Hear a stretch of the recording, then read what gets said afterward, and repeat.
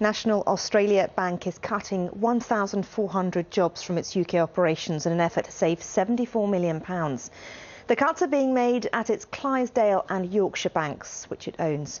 NAB says it's made the decision in light of deteriorating business conditions in Britain. Well, Chris Roebuck is a banking expert and visiting professor at the Cass Business School. He joins me now from the London Stock Exchange. Chris, thanks for joining us. It's been reviewing its UK operations for a little short while, hasn't it? Are you surprised by the route it's taken?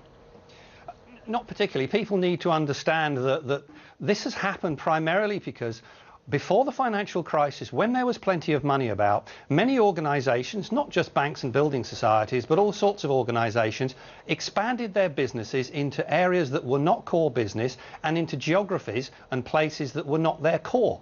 What's now happening is that as things are getting very tight, as things are less profitable, they're having to retrench and they're having to go back to their core areas of activity and their core geographies. And this is what's happening here, primarily because those areas that were viable prior to the financial crisis are sadly no longer viable, and this is a commercial necessity. What does it tell us about the viewpoint of NAB with regards to the UK? Because its boss has come out and said that it's a longer and slower to recover, the UK, than experienced in the 1930s following the Great Depression. I mean, that doesn't exactly sound like a vote of confidence in the UK economy, does it? No, it doesn't sound like a vote of confidence, but I think they're looking at it from the perspective of the degree to which they can get a viable profit from the parts of the organisation they're running. If we look at what they're doing, it's quite interesting. They're actually cutting back on the parts of the organisation that deal with larger businesses. They're cutting back on the parts of the organisations that deal with rich people, and they're cutting back on the parts of the organisation that are primarily in the south of England, where they have a lot of competition.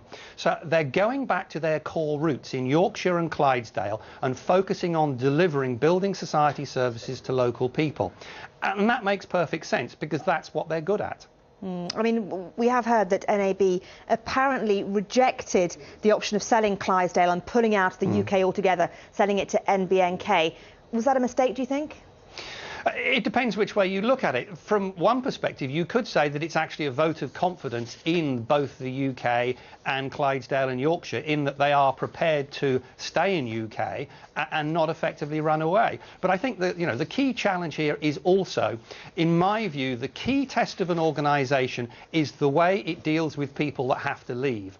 And if the leadership of the bank is prepared to deal with these people with integrity and go out of their way to try and relocate them and help them find other jobs, then that will be much better than them just running away and leaving the rest of us holding the baby.